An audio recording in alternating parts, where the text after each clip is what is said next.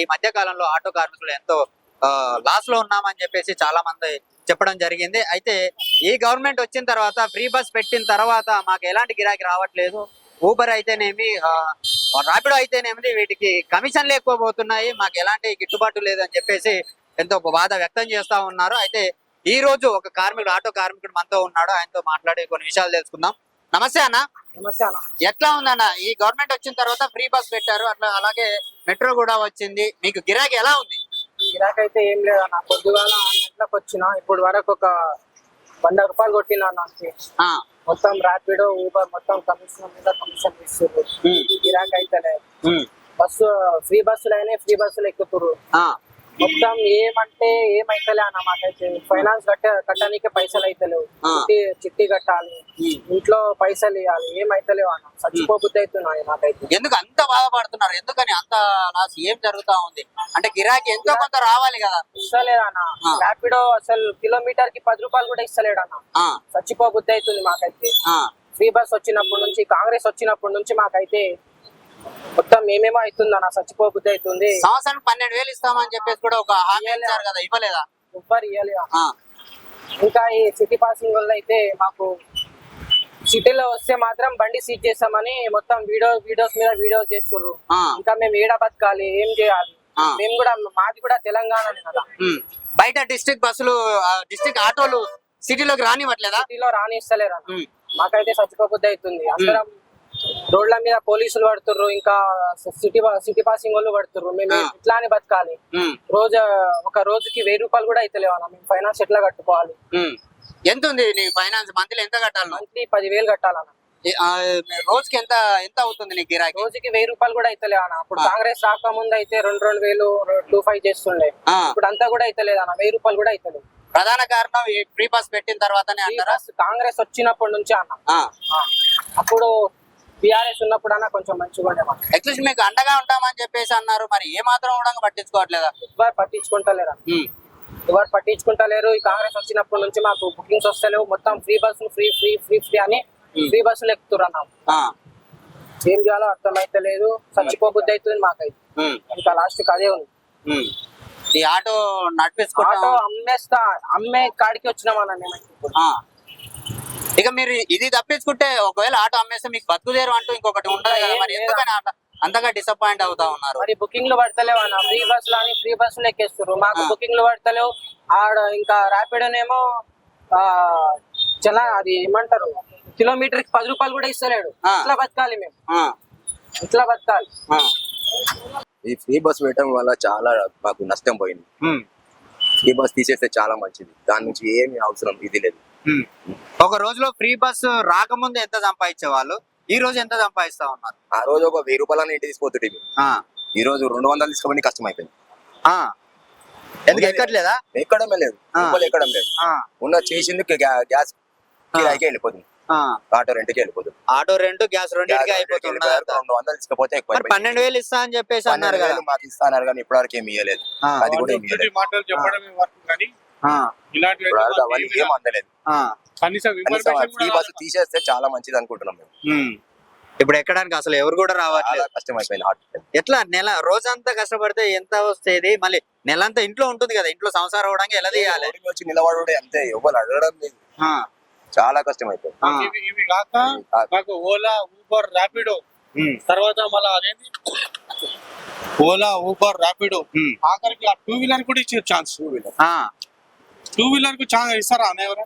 2 wheeler కు ఒకవేళ 2 wheeler ఇవ్వాలనుకుంటే పెట్టుకోమని చెప్పి, ట్రాన్స్పోర్ట్ బండి లెక్క దానికి కూడా ఒక ఎల్లో ప్లేట్ పెట్టుకోమని, ఒక యూనిఫామ్ వేసుకోమని చెప్పి వాళ్ళకు కూడా అన్ని రూల్స్ పెట్టు. వాళ్ళకు కూడా అట్లా అంటాము. అది కూడా ట్రాన్స్పోర్ట్ వెహికల్ అయిపోయింది కదా. పోనీ నీకు ర్యాపిడో వచ్చింది, ఓలా వచ్చింది, ఊబర్ వచ్చింది. పోనీ వాళ్ళు చేసే కష్టానికి వాళ్ళు సరైన అది కిలోమీటర్ లెక్క పైసలు ఇస్తున్నారా? కిలోమీటర్ కు 3 రూపాయలు 4 రూపాయలు ఇస్తే ఏమొస్తుంది చెప్పు? ఈ రోజులలో ఒక సింగిల్ టీ తాగాలంటే 10-12 రూపాయలు పెట్టాల్సి వస్తుంది. ఆలోచన చేయాలి. అసలు మాకు గవర్నమెంట్ ఆటోల కోసం ఏం పట్టించుకుంటలేదు భయ్యా. 12,000 ఇస్తామన్నారు కదా, మరి దాని గురించి చెప్పిరన్నా.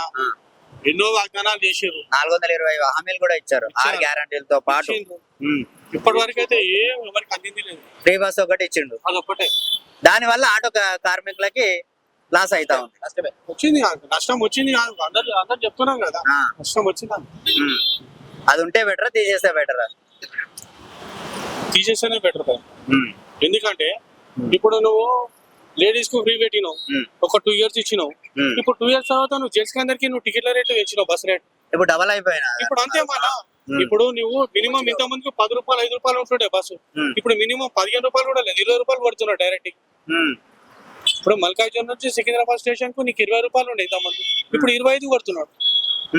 నువ్వు ఈ 2 years నువ్వు ఫ్రీ బస్ ఇచ్చినావు, ఇలా కవర్ చేస్తారు గవర్నమెంట్, అంతే కదా. గతంలో ఎంత సంపాదిస్తున్నారు రోజుకి, ఇప్పుడు ఎంత సంపాదిస్తున్నారు మీరు? అన్న చెప్పుకుంటే బాగుండదు అన్న, చెప్పాలి, తెలవాలి, ప్రజలకు తెలవాలి దీని వల్ల ఎంత నష్టం జరుగుతా ఉంది ఆటో కార్మికులకు అనేది తెలవాలి. ఇప్పుడు అందరు చూస్తూనే ఉన్నారు. ఇక మీరు దాన్ని బట్టి మీరు ఏం రాసుకుంటారో మీరు రాయాలి. మీరు మాకంటే పెద్ద మీద రాసుట్లా మీరు మాకంటే ఇంకా ఇది మేము చెప్పడం వరకే మా వంతు, మాతో మా నోటికి ఏదో వస్తుంది మేము అది చెప్తున్నాం, మాకు మనసులో ఉన్నది చెప్పుకుంటున్నాం. మీరు రాయడంలో ఇక మీ ఇష్టం, మా కోసం మీరు ఎట్లా రాస్తారో మీరు. మీరు చెప్పండి అన్న, ఆటో కార్మికుల సమస్యలు ఎలా ఉన్నాయి అసలు? ఇప్పుడు ఫ్రీ బస్ వచ్చిన తర్వాత మాకు ఎలాంటి గిరాకీ దొరకట్లేదు అని చెప్పి చాలా మంది అంటా ఉన్నారు. ఎట్లా ఉంది పరిస్థితి? దారుణంగా ఉందన్న. మరి అయితే ఈ మన కాంగ్రెస్ ప్రభుత్వం వచ్చిన మొత్తం దారుణంగా ఉంది మా పరిస్థితి. ఆటోలో అయితే రోడ్ల మీద అయితే కుక్క బతుకులు అర్పణం అయిపోయింది. చాలా సేపు మొత్తం బైక్ లో వచ్చిన మొత్తం మాకు ఏం లేదు, భాగం అయిపోయింది. బతుకులు మొత్తం మాకు చేస్తాను చేయలేదు. 12,000 ఇస్తానని హామీ కూడా ఇచ్చారు కదా, మరి ఇవ్వలేదా? అది దాని గురించి పట్టించుకున్నదో లేదు, పట్టించుకున్న మాట్లాడలేడు. ఆటో కార్యక్రమం పట్టించుకున్నదో లేడు. మా పరిస్థితి మాత్రం దారుణంగా ఉంది సార్. మీ రేవంత్ రెడ్డి అసలు ఏమన్నా మాకు మనం గుర్తించాలా? ఆటో డ్రైవర్లు రావటమే మాకే పెట్టిండు. మా పరిస్థితి మొత్తం మాకు సార్ చాలా దారుణంగా ఉంది. ఇంతకు ముందు ఎంత సంపాదిస్తున్నాయి, ఇప్పుడు ఎంత ముందు సార్ దగ్గర 1500 సంపాదిస్తుంది సార్ డైలీ. 1500 సంపాదిస్తుంది. 200 300 డైలీ 500 వేసుడే ఎక్కువ అయిపోయింది. ఖర్చులు కూడా 500 ఇంట్లో తీసుకోవడం ఎక్కువ అయిపోయింది. మా పరిస్థితి చాలా దారుణంగా అయిపోయింది సార్. చాలా కష్టం అయిపోయింది సార్. మాకైతే ఏమన్నా చేయాలి సార్, మాకు ఆటో కార్యక్రమాల కంటే మాకు ఏం చేయాలి, ఎవరు పట్టించుకుంటారు సార్. మాకైతే చాలా ప్రాబ్లం ఉంది సార్. ఈఎంఐలు ఏమన్నా ఫైనాన్స్ ఏమన్నా ఈఎంఐ సార్ మాకు వచ్చేసరికి అదే పెద్ద టెన్షన్ అవుతుంది. మాకు అదే టెన్షన్ ఎక్కువ అయిపోయింది సార్. ఒకప్పుడు మాకు ఈ టెన్షన్ లేకుండే, ఇప్పుడు టెన్షన్ ఎక్కువ అయిపోయింది. ఎట్లా వర్కాలే మేము అర్థం అవుతలేదు, మాకు చాలా ఇబ్బంది అయిపోయింది. ఎంత ఎట్లా కట్టుకోలేదు. సో ఆటో ఈఎంఐ కట్టుకోవాలా, ఇంటి రెంట్ కట్టుకోవాలా, మా పిల్లల్ని చదివించుకోవాలా. మా పరిస్థితులు అయితే ఇట్లా దారుణంగా ఉన్నాయి. ఏమో అర్థం అవుతలేదు మరి మమ్మల్ని ఎప్పుడే పట్టించుకుంటారో. ఇప్పటికే 2.5 ఏళ్ళు అవుతుంది కాంగ్రెస్ ప్రభుత్వం వచ్చి, ఇప్పటిదాకైతే మమ్మల్ని పట్టించుకున్న మాకు కూడా లేడు. ఇప్పటికైనా మీరు కళ్ళు చేసి దయచేసి రేవంత్ రెడ్డి పట్టించుకోవాలని మేము కోరుకుంటున్నాం సార్. ఎట్లా ఉంది ఈ ఫ్రీ బస్ వచ్చిన తర్వాత ఆటోల గిరాకీ ఉందా? రోజు అంతా ఒక 500 నిలుచుకోపోవాలంటే చాలా కష్టం అవుతుంది. 500 నిలుచుకోపోవాలంటే చాలా కష్టం అవుతుంది. పొద్దున్న నుంచి సాయంత్రం దాకా కష్టపడితే. అంతకుముందు ఎంత కొట్టేవాళ్ళు? అంత ముందు రోజు 1500 500 1000 రూపాయలు ఇట్లా కూడా అవుతున్నాయి. ఇప్పుడైతే ఏం లేదు. కానీ ఎందుకు ఏడ దెబ్బ తగిలింది అనుకుంటున్నారు ఈ పరిస్థితికి? ఫ్రీ బస్సులు ఫ్రీ బస్ ఏనా? ఫ్రీ బస్సు పెట్టిండు, అది ఏం దెబ్బ తగిలింది. అట్లీస్ట్ ఆడవాళ్ళు ఎక్కువగా ఆటోలలో తిరగడానికి అది చూస్తూ ఉంటారు. సో ఇది పెట్టిన తర్వాత రావట్లేదు. ఇల్లు కావచ్చు, అలాగే ఆటో ఫైనాన్సులు కూడా ఉంటాయి. మీ బతుకు దగ్గర ఎలా ఉంది అసలు? నెలంతా కష్టపడితే మీరు ఎంత వరకు సంపాదిస్తున్నారు, ఎట్లా మెయింటైన్ చేస్తారు? అదే కదా పరిస్థితి ఇప్పుడు. అసలు ఏం లేదు. రేవంత్ రెడ్డి వచ్చి నచ్చలు అసలు మా బతుకులే బస్ స్టాండ్. 12,000 ఇస్తానని చెప్పి హామీ ఇచ్చారు కదా. ఎవరికి ఇచ్చిండ? 12,000 ఎవరికి ఇంతవరకు 1 రూపాయి ఇవ్వలేదు. నేను ఆర్టీ ఆఫీస్ లో ఫుల్ ధర్నా చేసినాం. ఆర్టీ ఆఫీస్ లో కార్మికులందరూ ఇంతవరకు ఇస్తా అన్నాడు. స్టార్టింగ్ లో ఇచ్చారు, ఇంతవరకు రోజంతా కష్టపడితే 500, నెలకి 15,000. ఈ 15,000లో చిట్టీలు కావచ్చు, ఇల్లు కావచ్చు, ఇవన్నీ వేస్ట్ అయిపోయింది. అసలు రేవంత్ రెడ్డి వచ్చిన చాలా వేస్ట్ అంటే వేస్ట్. ప్రధానంగా ఎలాంటి డిమాండ్స్ కోరుకుంటున్నారు ఈ గవర్నమెంట్ కి? నెలకు 12,000 ఇస్తున్నాడు. ఎవరు ఇంతవరకు అసలు ఏమేమి ఏడు కూడా ఫిక్స్ అయిపోయారా? ఫిక్స్ అయిపోయినా. బీఆర్ఎస్ గవర్నమెంట్ వస్తే ఏమైనా ఇస్తుంది అనుకుంటున్నారా? వాళ్ళు వస్తే చూసుకుంటారు. బీఆర్ఎస్ వస్తే మంచిగా ఊర్లలో కానీ ఇక్కడ కానీ ఆటో కార్మికులకు మంచిగా ఉంటుందని. సో గవర్నమెంట్ లేకపోయినా బీఆర్ఎస్ మీద మాత్రం అభిమానం అలాగే ఉంది. సో వీళ్ళు ఈయన ఎప్పుడు దిగిపోతాడా అన్నట్టుగా ఎదురు చూస్తా ఉన్నారు పబ్లిక్ కూడా. పక్కా. మీరు కూడా అలాగే ఉన్నారా? పక్క 100%. ఆ 100% ఇంకో 3 ఏళ్ళు ఇంకా ఎట్లనో అట్లా కళ్ళు మూసుకొని బతకాల్సిందే. 3 ఏళ్ల తర్వాత ఏమైనా ఏం చేయలేదు, ఆ, చేయడు కూడా. ఆ. వేస్ట్. ఈ ఇచ్చిన హామీలు కూడా ఆయన ఏం మాత్రం పట్టించుకోవట్లేదు అంటారు. ఎన్నోసార్లు చెప్పిండు ఇస్తా ఆ, వరకు ₹1 వరకు. ఇప్పటిదాకా ఎలాంటి చర్య తీసుకోలేదు వాళ్ళు. ఆటో ఫైనాన్స్, మన పిల్లల బాధలు, ఫీజులు, చాలా కష్టపడుతుంది. ఇక మన బతుకులే అంతంత బతుకులు, మళ్ళీ అందులోనూ ఈ దెబ్బ అనేసరికి ఇంకా దెబ్బ అయిపోయి ఉంటారు. ఆ టీఆర్ఎస్ ఉన్నప్పుడు కనీసం ఒక ₹10,000 ఇవాళ దరఖాస్తు పెడితే రేపు పొద్దునే వచ్చేసినాయి. ఆ. ₹10,000. ఆ, అప్పుడు ఇల్లు కొట్టేనే ఆ. కొట్టే రోజుల ఉమ్. ఇవాళ మధ్యాహ్నం మరి పెట్టేసిన పొద్దున వరకు బ్యాంకులో పడ్డాయి. ఆ, టీఆర్ఎస్ ఒక మంచిది వస్తే. మంచిగా డెవలప్మెంట్. ఇప్పుడు జూబ్లీ హిల్స్ లో ఎలక్షన్స్ జరుగుతా ఉన్నాయి. మరి బిఆర్ఎస్ సునీత గారికి గెలవచ్చు అనుకుంటున్నారా, నవీన్ యాదవ్? సునీతే వస్తుంది తప్ప. ఆమె పక్కా వస్తుందా? నేను కూడా యాదవ్నే కానీ ఆ. సునీత గారు వస్తుంది. మీరు యాదవ్ అయినప్పటికీ సునీత గారే గెలుస్తారు. ఆ. పక్కా 100%. ఉమ్. నేను కూడా యాదవ్. ఆహా. మన నవీన్ యాదవ్ గారి అదే గాని అయినా కూడా సునీత గారు కావాలి అనుకుంటున్నారు, ఎందుకంటే డెవలప్మెంట్ అలా ఉంది కాబట్టి. మీ ఆదాయం ఏంది? చూడండి మా పరిస్థితి ఇది. ఆ. ఎంత ఎంత సంపాదించారు ఇప్పటి వరకు? ఇప్పటి వరకు 600 వేసిన. 600. 600 వేసిన. పొద్దున 4 గంటలకు వెళ్ళిన. 4ంటికి లేచి పొద్దున 4 గంటలకు లేచి వెళ్ళిన. ఆ, ఈ పైసలు ఉన్నాయి, అలా గ్యాస్ ఏం పోయాలి, ఇంట్లో ఏం చేయాలి ఆ. చూడండి. ఇంత 4ంటికి లేచి మీరు వచ్చి కష్టపడితే ఇప్పటి వరకు 600 అంటే, ఇక 600లో మీరు గ్యాస్ ఏం పంపిస్తారు, మీ కూలి ఎంత, మీరు ఎంతవరకు అనేది ఇక మీరు చాలా దారుణంగా అనిపిస్తా ఉంది. బతుకులే బస్ స్టాండ్ అయిపోయినాయి అసలు. ఆ, వచ్చినప్పటి నుంచి మాకైతే ఆటోలకు చాలా అంటే చాలా ఇబ్బంది అవుతున్నాయి. ఈ వచ్చినప్పటి నుంచి మాకు పూట గడవడం కూడా చాలా కష్టమైపోతుంది. అంత ఇబ్బంది. ఎంత మంచిగా బతికి వాళ్ళము ఈ ప్రభుత్వం వచ్చినప్పటి నుంచి చాలా అంటే చాలా ఇబ్బంది అవుతుంది. రోజుకు ఒక 200-300 500-600 చేసుకుంటారు. గ్యాస్ పోయాలి, మా ఇంట్లోకి తీసుకుపోవాలంటే ఏం మిగులుతుంది చెప్పండి. చాలా అంటే చాలా ఇబ్బంది అవుతుంది. ఎందుకు దానికి కారణం ఏంటంటారు? దేనికోసం ఇట్లా? బస్సులు, free bus, Rapido, Ola, Uber, ఇవన్నీ చాలా అంటే చాలా ఇబ్బంది అవుతుంది. ఈ ఫ్రీ బస్ దానికి ఏదన్నా ఒక పరిష్కారం చూపిస్తారా? ఎవరు చూపించరు. 12,000 ఇస్తా అన్నాడు కదా, మరి ఇచ్చారా? 12,000 ఇంతవరకు ఇయ్యలేము. మరి అనడం అయితే ఉంది అన్నారు, మరి ఇంతవరకు ఇయ్యలేము. మరి ఇస్తారా ఇయ్యరా అది తెలియదు. మరి దీనికి ఎట్లా అయితే ఈ పరిష్కారం దొరుకుతుంది ఈ సమస్యకి?